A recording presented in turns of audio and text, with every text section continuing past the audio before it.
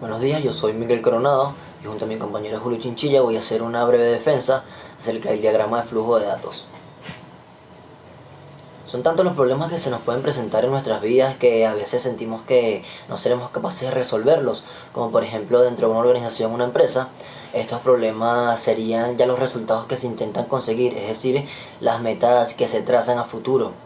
Sin embargo, para ello existe un método de resolución de problemas que ocurren en el mundo real y que su representación visual puede hacerse mediante una esquematización gráfica, o lo que se conoce en palabras más sencillas como diagrama de flujo. Esta herramienta es importante dentro de la programación y el desarrollo de sistemas de información porque le facilita la comprensión al programador del problema que se le presenta. Esto debido a que la visualización de un problema mediante gráficos obviamente es mucho más sencilla. Por esto se puede decir que una correcta construcción de un diagrama de flujos puede hacer posible la solución de un problema o, como dije anteriormente, el cumplimiento de un objetivo. Claro, todo esto de una manera más sencilla y directa. Diagrama de flujo. Un diagrama de flujo, el cual también es conocido como flujograma, puede definirse como un esquema que representa un proceso paso por paso, los cuales a su vez están representados por un conjunto de símbolos que tienen cada uno una función dentro del diagrama, claro está. ¿Cuáles son sus características? Pues estos diagramas son precisos, contienen símbolos que son adecuados de acuerdo al proceso y los pasos a seguir deben entenderse de manera directa, no debe haber confusión entre ellos. Existen varios tipos de diagramas, pero uno de los más utilizados es el diagrama de flujo de datos. ¿En qué consiste esto? Pues este también se conoce por sus siglas como DFD y es una herramienta que hace posible mostrar de una manera visual el movimiento de los datos mediante un sistema de información. Este puede señalar bien sea desde la entrada y salida de datos, los lugares por donde pasa, los lugares donde se almacena, hasta de dónde viene y hacia dónde sigue su dirección. Es una herramienta que hace posible el alcance de los objetivos que se plantea bien sea una organización o una empresa, ya que la misma necesita que los sistemas y los procesos sean efectivos para conseguir eso, y pues esa efectividad se puede lograr mediante un DFD o un diagrama de flujo de datos, también se conoce. Estos diagramas son variados, pueden existir desde sencillos hasta DFD complejos y bastante detallados. Y asimismo se puede hacer uso de esta herramienta para bien sea analizar un sistema de información ya existente o para modelar un sistema nuevo. Convenciones. Son cuadros los símbolos que se utilizan dentro del diagrama de flujo de datos para hacer el gráfico de los propios datos, y estos mismos pueden mezclarse y combinarse para hacer un sistema completo e incluso para hacer sistemas y subsistemas sencillos. El símbolo 1 se conoce como entidad externa y, como su nombre lo indica, es un elemento que se encuentra externo al sistema y que puede no solo enviar sino también recibir información del mismo. Este puede ser un individuo, un sistema, un computador, entre otras cosas. Como lo vemos, este símbolo está representado por un cuadro. Si lo podemos ver en la figura que se encuentra en la parte superior izquierda, es un cuadro que representa la entidad externa. Ahora bien, el símbolo 2, que se conoce como flujo de datos, determina hacia dónde es el movimiento de los datos y asimismo hace posible la comunicación entre los procesos y los almacenes de datos o entidades externas. Y su símbolo, bueno, o se conocen como una flecha que indica hacia dónde es el movimiento, como lo podemos ver en la parte superior derecha. Okay. El tercer símbolo representa un proceso, se conoce igualmente así como proceso, y consiste en una acción que tiene que llevarse a cabo por medio del sistema. Esto con la finalidad de lograr la correcta manipulación de los datos, ya sea para ordenarlos, cambiarlos o para cambiar la dirección del flujo. Como lo vemos, este símbolo es un cuadro con algunos detalles ahí, como lo podemos ver en el lado izquierdo inferior. Y por último, el cuarto es conocido como almacén de datos, que representa un lugar en el cual se pueden guardar datos, bien sea para examinarlos posteriormente o para recuperarlos. Es como una especie de almacén manual, tal cual como parecido a un archivo o a una base de datos. Pasos para la elaboración de un diagrama de flujo de datos. El primer paso sería ya realizar una lista de actividades de la empresa, en este caso de nuestra empresa, porque somos nosotros quienes realizaremos el diagrama de flujo. ¿Con qué fin? Con el fin de utilizarla para establecer las convenciones que nombré anteriormente. ¿Cuáles eran estas convenciones? Para recordárselas. La primera era entidades externas, estaba flujo de datos, estaban los procesos y por último estaban los almacenes de datos. Claro, todo de acuerdo al sistema que queremos crear. El segundo paso ya sería crear un diagrama de contexto en el cual se puedan ver las entidades externas y los flujos de datos. Pero algo hay que tener en cuenta en este paso es que no hay necesidad de mostrar los procesos ni los almacenes de los datos detalladamente, o sea, hay que hacerlo de una manera como general. El tercer paso sería dibujar el diagrama cero, que vendría siendo un nivel superior o posterior al diagrama de contexto. En este paso sí se deben mostrar ya los almacenes de datos y los procesos, pero como dije anteriormente, en los últimos deben ser mostrados de una manera también general. Ya el siguiente paso, el cuarto, habría que crear diagramas hijos para cada uno de los procesos que se encuentran dentro del diagrama cero. El paso 5 sería comprobar que no haya errores y asegurarse de que los nombres asignados a los procesos y al flujo de datos estén representados significativamente, o sea, que los hayamos nombrado de manera que su nombre esté de acuerdo a lo que significa esa convención. El paso 6 sería, ya partiendo del diagrama de flujo de datos lógico, tendríamos que desarrollar un diagrama de flujo de datos físico. En este paso se deben distinguir los procesos que serán manuales y los que serán automatizados. También hay que describir por nombres los archivos reales y los informes. Y por último habría que agregar los controles que indiquen el momento en el que se completa un proceso o el momento en el que sucede un error. Y por último, el paso 7 ya sería dividir el diagrama de flujo de datos físico en varias partes. ¿Con qué finalidad? Pues con el objetivo de que la programación y la implementación sean ya mucho más sencillas. Lo dejo con mi compañero Julio Chinchilla. Mi nombre es Julio Chinchilla de la carrera de informática de tercer semestre y vengo a defender o exponer mi parte de la explosión del diagrama de flujo de datos. Comenzamos con la primera lámina. La explosión del diagrama de flujo de datos. La explosión de cada proceso de diagrama de flujo de datos genera otro diagrama de flujo de datos. Por lo tanto, es necesario el mantenimiento entre informes de cada proceso de explosión. Su función principal es la organización de niveles hasta llegar al nivel más detallado. Si existen unos modelos o pasos a seguir. Un diagrama de contexto 0 y el segundo paso, un diagrama de nivel 0 que tenga un nivel 1, un diagrama. Tantos diagramas 1, 2 y 3 no cumplen funciones del diagrama 0, sino del nivel 2. Tanto niveles intermedios como se pueda, eso es recomendable para una mayor seguridad, ya que el concepto del diagrama de flujo de datos dice que entre más niveles intermedios tenga un diagrama de flujo de datos o un sistema, va a existir una mayor seguridad, ya que va a haber más obstáculos y más condiciones que se deben cumplir a la hora de entrar al sistema, y va a haber una mayor seguridad de datos en el sistema, obviamente, y por eso es necesario tener el máximo, o bueno, no el máximo, lo recomendable de niveles intermedios para una mayor seguridad.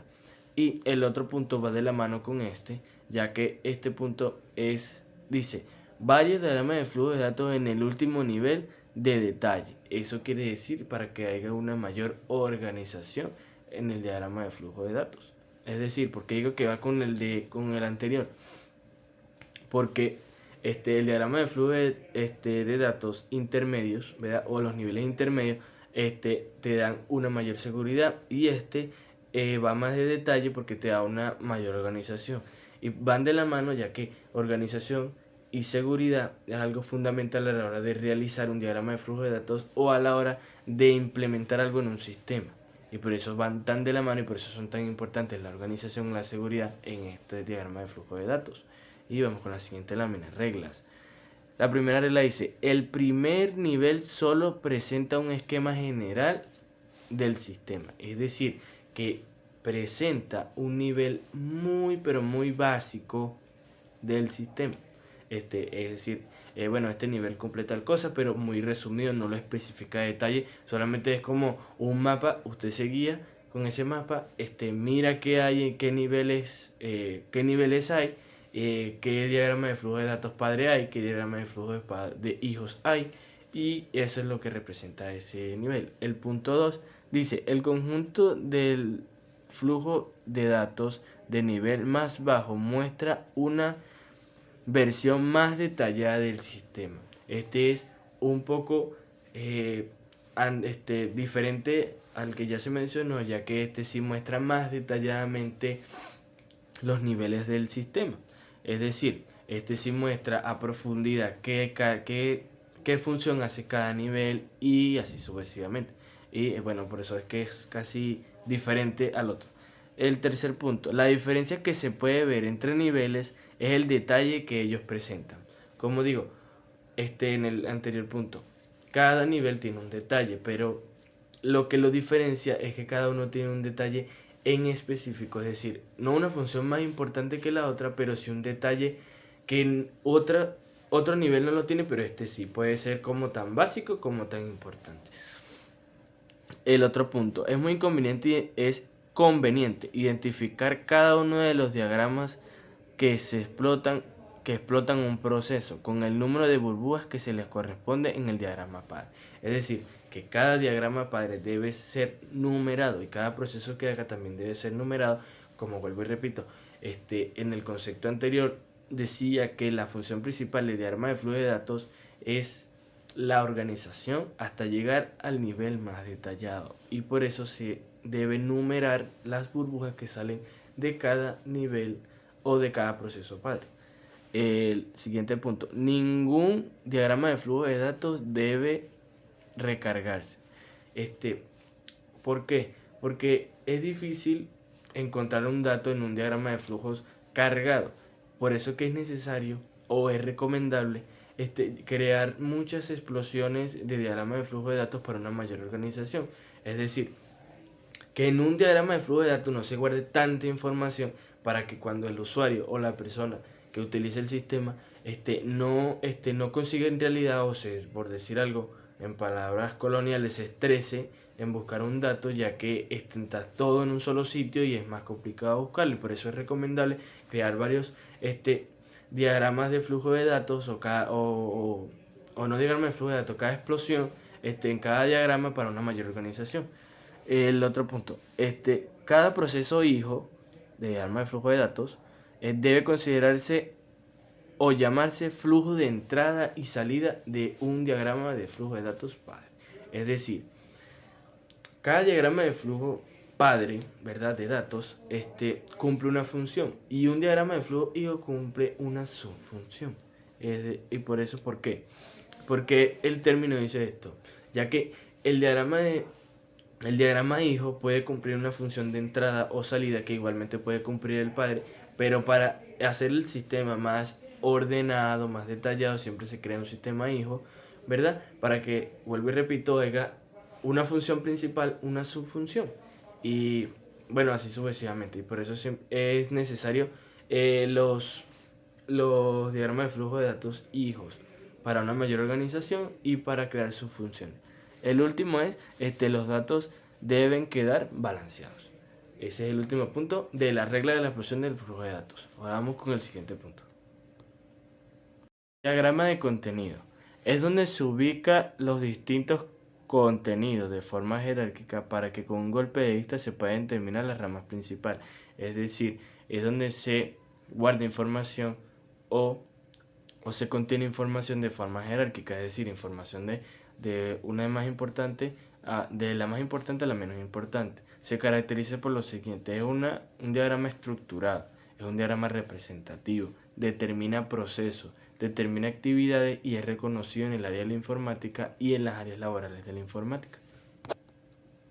Diagrama de nivel intermedio. Como se mencionó anteriormente en las otras definiciones, es muy importante el nivel intermedio en el diagrama de flujo de datos, porque entre más haya este nivel intermedio, más seguridad va a haber en el diagrama de flujo de datos.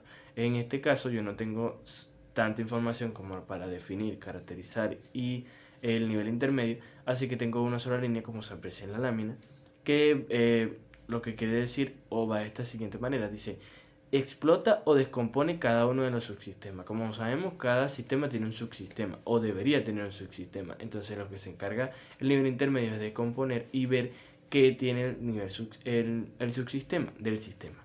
Y vamos con el siguiente punto. El de funciones primitivas. El límite de este nivel no está definido formalmente cuando se llega a él. Todo depende de la política de documentación adoptada. Como otro término, es el proceso de diagrama de flujo de datos, que ya no se descompone en más diagramas nivel inferior. Tiene varios niveles. Nivel 0, diagrama de contexto. Nivel 1, subsistema. Nivel 2, funciones de cada subsistema. Nivel 3, subfunciones asociadas a cada uno de los eventos del sistema. Y nivel 4, proceso necesario para el tratamiento de cada subfunción.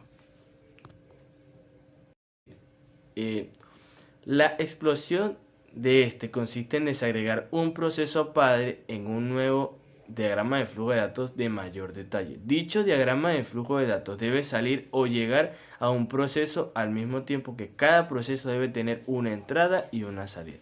Se debe tener un diagrama de flujo de datos padre y muchos diagramas de flujo de datos hijos para la organización de datos, para que así no exista ninguna clase de confusión o desastre de datos a la hora de analizar una estructura, ya sea una estructura de movimiento o una estructura estática. La explosión del diagrama de flujo de datos es de gran importancia para los grandes sistemas que necesitan implementar seguridad por niveles, ya que esta misma implementa niveles intermedios que protegen los datos, y entre más niveles avances, más seguridad habrá. Como se dijo anteriormente, entre más niveles intermedios, más seguridad habrá, y cada nivel tiene su nivel de protección, pero cada nivel, como se dijo anteriormente, tiene una especificación diferente a las demás, es decir, una condición diferente a otro nivel, y es necesario o es recomendable el nivel intermedio en cada diagrama de flujo de datos por la seguridad, y un nivel más bajo para dar un detalle en específico de cada nivel. Y bueno, esto es todo.